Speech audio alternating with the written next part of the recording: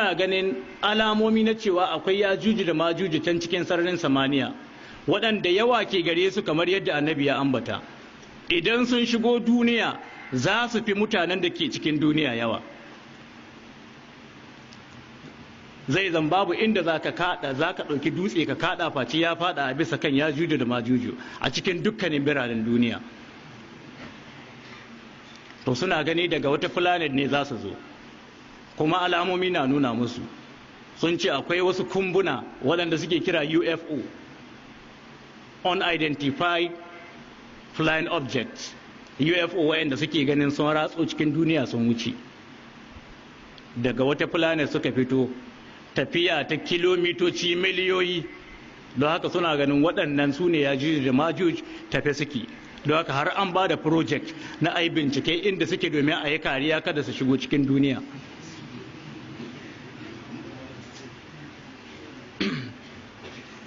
Wannan wata ɗaya ba a wuce ba da aka ba da wannan kwangilar ta dala miliyan 100 aka miƙa ma Stephen Hawking ɗan ƙasar Ingila waɗannan kuɗin, wanda suke kira shi is the greatest astrophysicist of the 21st century.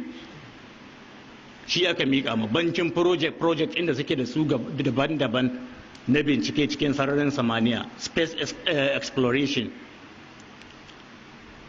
Don haka su kansu irin fasadin da suke aikatawa a doron ƙasa yana gwada musu alamar cewa duniyar ta kusan tashi. Don haka tunanin suke ina dajjal zai bullo, ina ya ajuji da majuji za su bullo. Kullum haka suke tunani, wanda babu shakka abinda Allah ya yi wa'adin ya faru gaskiya ne. Ya juji da majujin da duk inda suke idan lokacin fitowarsu ya za su fito, za su rika kisan mutane kamar yadda annabi ya faɗi, za su kora mutane su koma ɓangare ɗaya tare da annabi Isa alaihi salatu wassalam, su hau saman dutse a wajen ɓangaren ƙasar Turkey.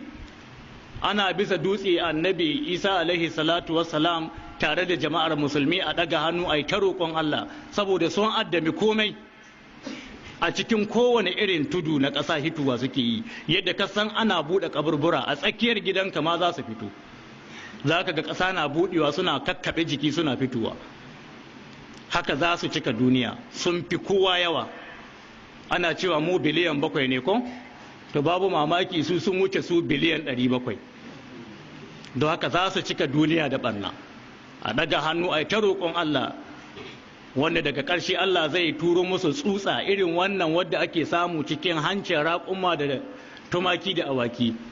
Allah ya jefo musu ita, ta riƙa cin naman jikinsu, su faɗi ga baki ɗaya lokaci ɗaya, su yi mutuwa kamar mutuwar mutum ɗaya. Mutane su yi ta mutuwa saboda warin gawawwakinsu, wanda wannan yana can kusa ga tashin kiyama, lokacin da alkhairi ƙalilan ya rage a